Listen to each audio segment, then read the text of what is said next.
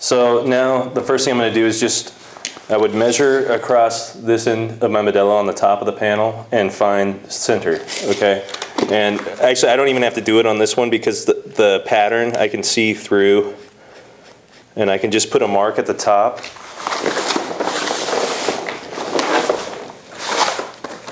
And a mark right at the bottom.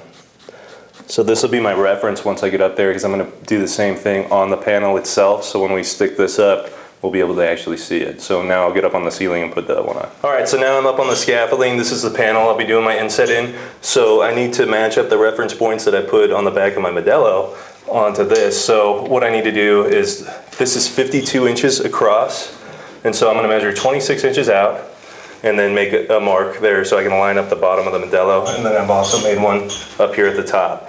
So now what we'll do is bring the Modello piece up, the top piece, and we're going to pull the backing off and expose the adhesive and stick it on up. Okay, so now we have our adhesive back off, and when you read the Modello instructions, this is not how they recommend installing one of these, because you run the possibility of it falling over on itself, and you'll probably ruin the Modello because it'll stick to itself. So kind of do it this way at your own risk. They recommend, you know, taping it up and remove the backing while it's taped up, so you kind of don't have that possibility.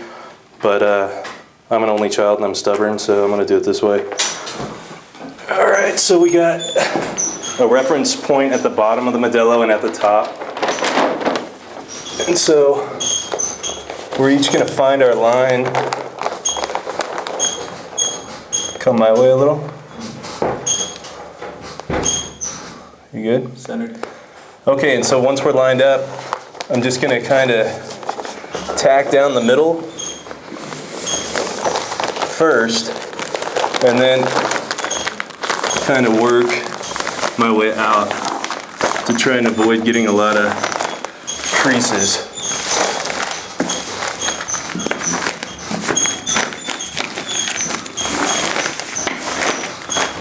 All right, so now we'll take these plastic knives that came with the Modello and just run it over the top and really stick this thing down.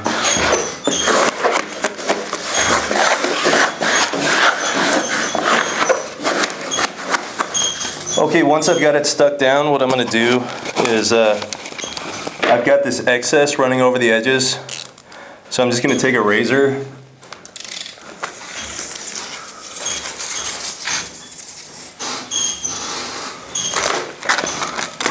and just trim those off.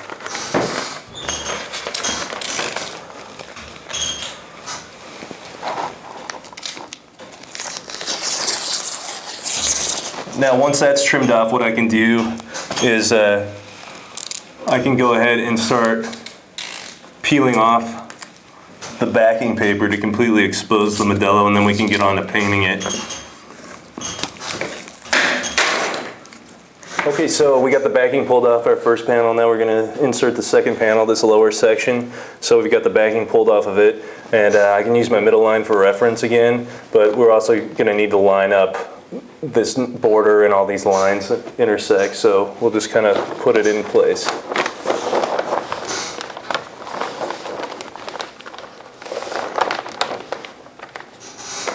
Okay, and now we'll just hash this down with the knives, and then we can pull the backing off this, and then we just repeat the step for our final panel, just line it up the same method.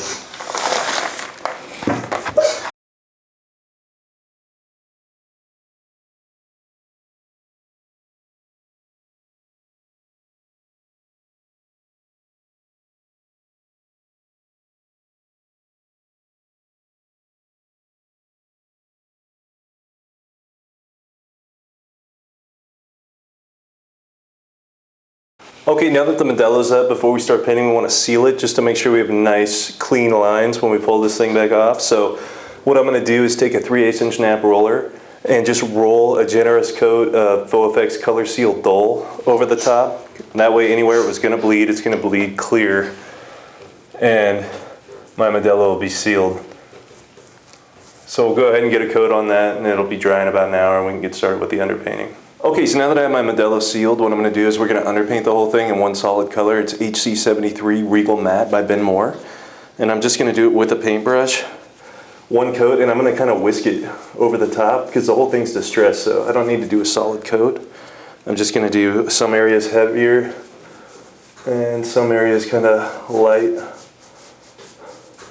And that'll really kind of add to the effect as we move forward with coating this thing, because it'll give us our highs and lows and just make it look like the image is real aged and distressed.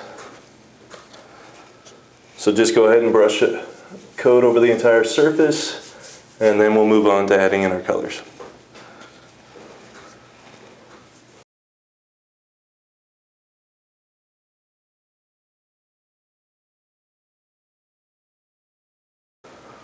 Okay, now that the underpaint is dry, we're going to start laying in our colors. And for our colors, I'm going to use Faux Dutch Master Gold for the gold metallic accent. And I'm going to use a green. This is a Terra Verde Green Hue by Proceed. It's a fluid acrylic. And then I'm also going to use Faux Rouge Royale Aqua Color or Faux Cream Color. And then, so what we're going to need is just some small artist brushes, because we're going to kind of be painting in the detail. So it's just like paint by numbers, like just stay in the lines. And it's a good idea, you know, you'll get a piece of paper with your Modello that has the exact layout of it, and you just want to kind of go through and pick out the composition you want. I want the majority of mine to be gold, so I have a lot of these border designs that I'm going to paint in with the gold, and then kind of accent it slightly with the red, leave some of this brown alone, and then just touch in a little bit of green. You know, so the composition into things is totally up to you how you want to lay that out. So I'm going to start with the gold, and this Master Dutch Metal Gold is a great gold color because it's real authentic looking. It doesn't have that real doorknob gold kind of look, and it applies in one coat very easily. So what I'll do is, here's the more tedious part, is I'm just going to start laying this in my lines. And again, with this, I'm not going to go totally full coverage everywhere. I want it to go kind of in and out to look a little distressed and beat up. So I'll lay in all my gold, and then I can come back and start laying in my other accent colors.